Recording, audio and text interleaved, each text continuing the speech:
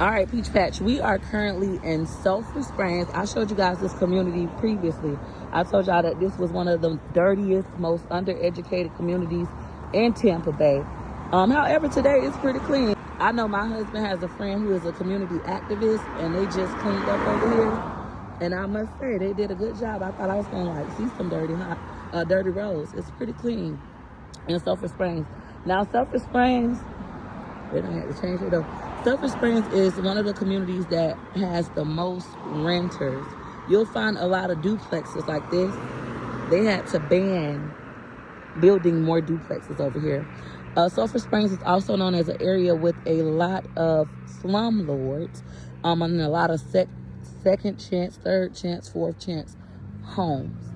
Although it's still, hey y'all, although it's still 33604 area code, just like Seminole Heights, where they have $1 million homes, the homes in Sulphur Springs aren't yet selling for $1 million. It did increase when we were in a seller's market, but right now we are in a buyer's market. What does being in a buyer's market mean? I used to catch that bus with my baby. What does being in a buyer's market mean? Being in a buyer's market means that there's more inventory than they have buyers. A seller's market is when they have more buyers than they have homes, so prices increase. Right now, even in new construction, prices are decreasing, and I'm talking about by 80,000, 150,000. But yeah, this is Sulphur Springs.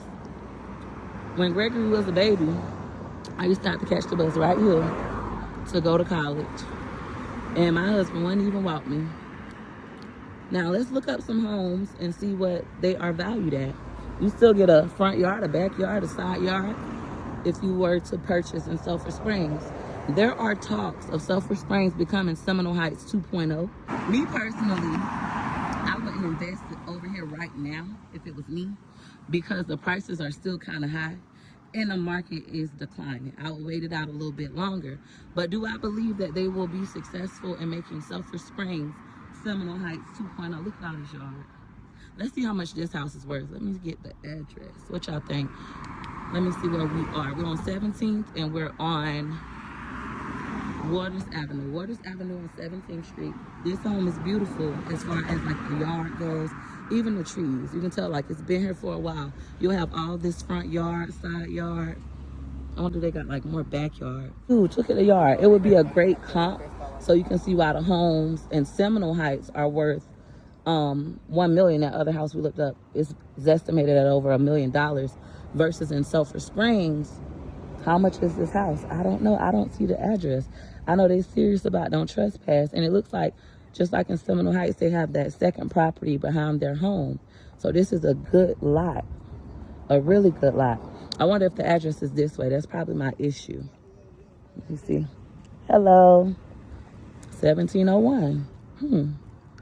All right, Peach Patch, I found it. So this particular home was listed for sale for $555,000, and they could not sell it, and they removed it. They tried to sell it previously over the years, and they have never been successful at selling it. According to Zestimate, now I would have to pull up the property appraiser's website to see like what's really going on, but according to Zillow's Zestimate, this house hasn't sold since 1986. That was when it was sold last, and they bought it for $44,000. That information is public record, so this is most likely like a house that's just been in the family forever and ever, and now they want to try to get $500,000. I would say it's not going to sell for that price anytime soon, just because the economy in Florida, we are no longer in a seller's market. We are in a buyer's market. I'm even seeing people not be able to rent out their homes. So that's a great comp. They want, when they just tried to sell it, $555,000, couldn't do it. I feel like they was a little bit too slow. Now, if they would have did it in like 2020, 2022, maybe they could have caught a duck. But now, I don't think so. Now, a lot of Latinos are moving into the neighborhood. And I can say one thing about Latino families, they don't mind waiting it out. And they don't mind staying forever. Versus when I was growing up, this was predominantly black. Now it's becoming predominantly Latina.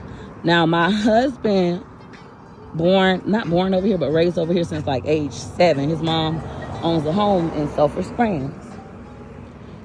He said when he was little, because he grew up over here, Sulphur Springs was predominantly white, and it transitioned into being predominantly black. I don't know. I wasn't over here like that. My aunt lived over here. We lived over here for a little bit, but we never like explored